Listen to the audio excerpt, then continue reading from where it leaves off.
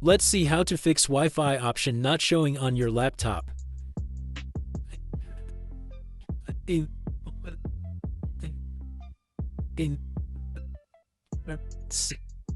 Now go to Device Manager.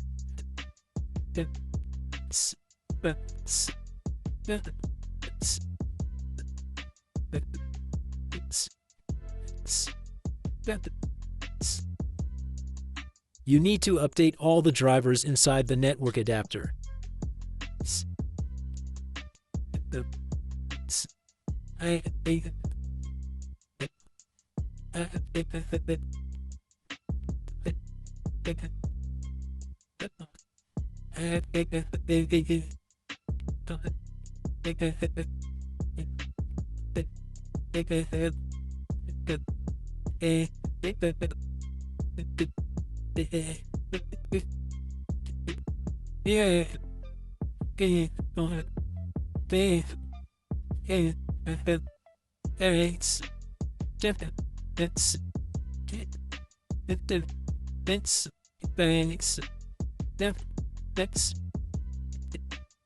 Now Wi-Fi is available on laptops.